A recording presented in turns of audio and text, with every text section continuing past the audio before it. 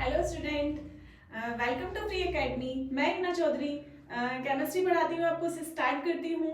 देखो, मैंने आपको क्या बोला, कोई भी क्वांटिटेटिव या कोई सा भी एग्जाम फाइट कर रहे हैं उससे पहले हमें उसके सिलेबस की क्लियरिटी होनी चाहिए। तो हम देने जा रहे हैं 2025 वाला नीट, तो उसके सिलेबस पे बात कर लेते हैं।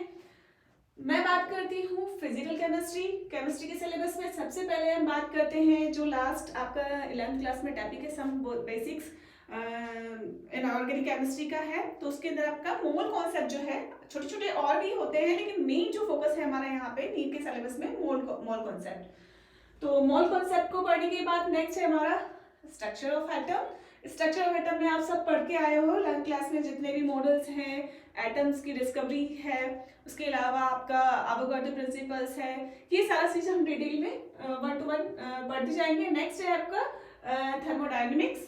फिर हम बात करते हैं इक्विलिब्रियम की। तो इक्विलिब्रियम में आप सबसे जानते हो कि दो पोर्शन है। इक्विलिब्रियम में हम सबसे पहले बात करते हैं केमिकल इक्विलिब्रियम की, नेक्स्ट है हमारा आयनिक इक्विलिब्रियम, और उसके बाद है हमारा रेडॉक्स रिएक्शन।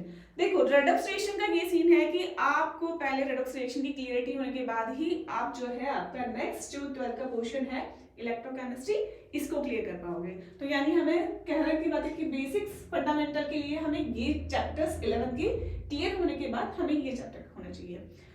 उसके अंदर है आपका लास्ट है आपका केमिकल काइनेटिक्स।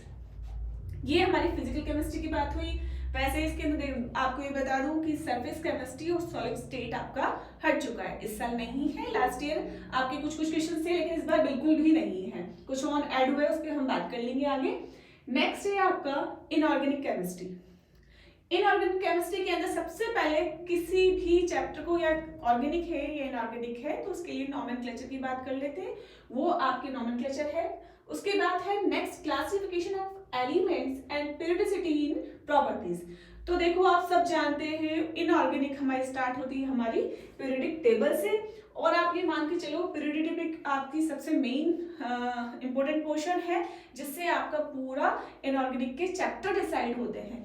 तो मैं बात करती हूँ आपके इनऑर्गेनिक से आपका कहाँ कहाँ पे कौन कौन सा चैप्टर कवर होता है। यानी पीरियोडिक टेबल से आपका सबसे पहले जो है हाइड्रोजन, हालांकि एक पूरा चैप्टर है, लास्ट ईयर था, अब नहीं है, वो यहाँ पे नहीं है तो हम उसकी बात नहीं करेंगे। लेकिन आपकी बात करती हूँ पूरे एस ब्लॉक की। ये आपका एस ब्लॉक है तो इस रिलेटेड ये चैप्टर है, ये भी इस बार आपके नहीं है। लेकिन आपको बेसिक पीरियोडिसिटी इसमें कैसे कवर होती है, क्या एलिमेंट्स हैं, क्या उनके सिंबल्स हैं, क्या उनका इलेक्ट्रॉनिक कॉन्फ़िगरेशन है, इतना आपको यहाँ पे पढ़ना है। दूसरा बात करते हैं आपका सबसे जो मेन है, आपकी एनसीईआरटी के अंदर पी ब्लॉक नहीं है, लेकिन नीट के अंदर स्पेशली हमें फोकस करना पड़ेगा पी ब्लॉक एलिमेंट पे। पी ब्लॉक एलिमेंट के अंदर आपके देखो, आप ध्यान करिए, तो डी ब्लॉक एलिमेंट है। पी ब्लॉक के अंदर आपको ये ध्यान रखना पड़ेगा, आपका जो लास्ट ईयर ओल्ड बुक के अंदर मिलेगा आपको, ये न्यू में नहीं मिलेगा एनसीईआरटी में। और उसमें भी आप ये मान के चलो 11th के अंदर आपकी बोरॉन फैमिली और आपकी कार्बन फैमिली कवर होती है। नेक्स्ट 12th में आपका nitrogen family, oxygen family, fluorine family, और ये आपकी जितनी भी नोबेल क्लासेस है ये वाली, इनमें कैसे बॉन्डिंग है, क्या इलेक्ट्रॉनिक कॉन्फिगरेशन की क्या प्रॉपर्टी है, और इनको हम कितने मैन्युफैक्चर्स जब करते हैं तो इनका क्या रोल है, ये सारा आपका यहाँ पी ब्लॉक के अंदर डिटेल में पढ़ेंगे। उसके बाद करते हैं 12th क्लास में आपका इसी के अंदर चैप्टर कवर होता है डी ब्लॉक, और नेक्स्ट है आपका एफ ब्लॉक। डी ब्लॉक के अंदर हम पूरे ये एलिमेंट्स हैं इनकी डिटेल में बात करेंगे, एफ ब्लॉक्स हैं इनकी डिटेल में बात करेंगे। अब नेक्स्ट है आपका इसी इनऑर्गेनिक में, ये तो आपके एलिमेंट के अकॉर्डिंग आपने क्लियर कर लिया। नेक्स्ट इसी में बात नेक्स्ट चैप्टर स्टार्ट होता है केमिकल बॉन्डिंग। देखो, हम अच्छे से जानते हैं कि जो हमारे एस ब्लॉक की बात करते हैं तो वहां पे हमारे मोस्ट ऑफ जो आती है आयोनिक बॉन्डिंग, और उसके बाद जो हमारे पी ब्लॉक के अंदर बात करते हैं हम कोवल बॉन्डिंग भी होती है, और कुछ एलिमेंट्स के अंदर आपका कोऑर्डिनेशन बॉन्डिंग होता है। हम ये भी जानते हैं कि यहाँ पे सिर्फ हमारी क्या है, सिर्फ हाइड्रोजन एक अकेला जो है वो नॉन मेटल है, बाकी सारे मेटल है। डी ब्लॉक वाले भी क्या है आपके मेटल्स है। पी ब्लॉक एक ऐसा एलिमेंट है जहाँ पे मेटल, नॉन मेटल और मेटल्स तीनों मिलते हैं, तो यहाँ पे बॉन्डिंग हमारी वेरी करती है, और इन तीनों की डिटेल आप यहाँ पे केमिकल बॉन्डिंग के अंदर पढ़ोगे।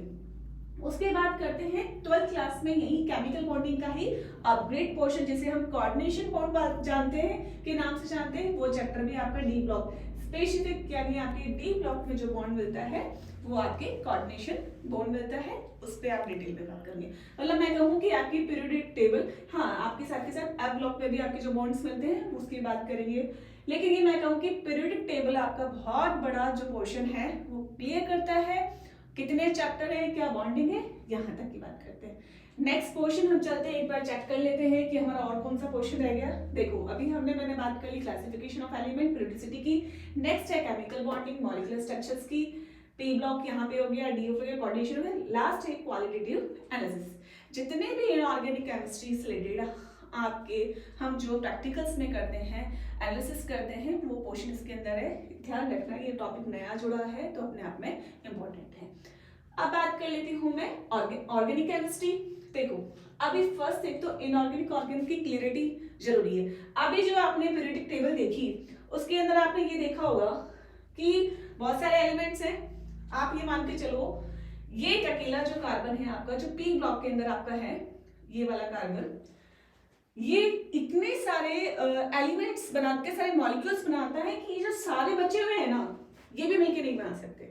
और हम बात कहते हैं कि जो कार्बन हाइड्रोजन और नाइट्रोजन के साथ जो बॉन्ड मिलके बनाता है, जितने भी कंपाउंड से मॉलिक्यूल्स जो बनाता है उनको हम ऑर्गेनिक के नाम से जानते हैं, यानी जहाँ पे carbon hydrogen nitrogen containing compounds आज नोन एज ऑर्गेनिक कंपाउंड। और ये बाकी जो बचे हैं वो हमारे इनऑर्गेनिक कंपाउंड है, इनऑर्गेनिक केमिस्ट्री के अंदर जिसे हम पढ़ते हैं। तो यहाँ पे मैं वापस चलती हूँ कि ऑर्गेनिक जो है जितने भी मिलके आपके कंपाउंड्स बनते हैं वो मिलियंस हैं। उसके अंदर सबसे पहले उनकी नोमेनक्लेचर पता होना चाहिए। नोमेनक्लेचर का भी आपको पता है, बहुत सारा आइडिया होता है। एक तो आपके डेरिवेटिव्स, एक सिस्टमैटिक जो होता है, और एक अपर जो हम बातें आईयूपीएसी के नोमेनक्लेचर पे फोकस करेंगे। जीओसी जो है जितने भी ऑर्गेनिक कंपाउंड है उनके अंदर किस तरह से बॉन्ड बन रहा है, रेजोनेंस इफेक्ट जानते हो, इंडक्टिव इफेक्ट है, उसके अलावा हाइपर कॉन्जुगेशन है, आइसोमर्स है, ये सारी डिटेलिंग हम जीओसी के अंदर पढ़ेंगे। नेक्स्ट है हमारा हाइड्रोकार्बन। हाइड्रोकार्बन के अंदर आप जानते हो कार्बन और हाइड्रोजन से मिलके बने जितने भी कंपाउंड्स है वो सिर्फ आपके हाइड्रोकार्बन में काउंट होंगे, जिसे आप एल्कीन और एल्काइन नाम से जानते हो। यहाँ पे इतना सा पोर्शन आपके 11th में कवर होता है। इसी का अपग्रेड पोर्शन, यानी ये अपने आप में 11th और 12th और नीट कोरिलेटेड है। यहाँ पे जब तक आपको हाइड्रोकार्बन और जीओसी क्लियर नहीं है आप आगे नहीं बढ़ सकते हो। वहीं पे आपके हाइड्रोकार्बन के अंदर जैसे जैसे आप फंक्शनल ग्रुप चेंज करते जाओगे वैसे वैसे चैप्टर का नाम चेंज होता जाएगा आपके वहां पे उसके ग्रुप्स। जैसे फॉर एग्जांपल आपने हाइड्रोकार्बन में हाइड्रोजन को हटा के आपने हेलोजन्स जोड़ दिए तो आपके जो कंपाउंड्स बनेंगे वो सारे क्या कहलाएंगे, हेलो एल्केन। और वहीं आपके जो हाइड्रोकार्बन जो सिंपलेस्ट आप बेंजीन रिंग जानते हो वहां पे हाइड्रोजन को हटा के आपने हेलोजन्स जोड़े तो वो आपके क्या जाएंगे, हेलो एलिन्स। इसी तरह से आपके एल्कोहल फिनोल ईथर की बात कर ले तो आपका एल्कोहल ग्रुप जो है, आपका हाइड्रोक्सी ग्रुप जो है, आपका OH ग्रुप जब हाइड्रोकार्बन में ऐड हो जाएगा तो आपका एल्कोहल बनेगा। और वहीं पे बेंजीन के अंदर आपका OH ग्रुप जुड़ गया तो आपका फिनोल बनेगा। ईथर को हम डिटेल में देख लेंगे आगे। एल्डेहाइड, कीटोन और कार्बोक्सिलिक एसिड नेक्स्ट चैप्टर है।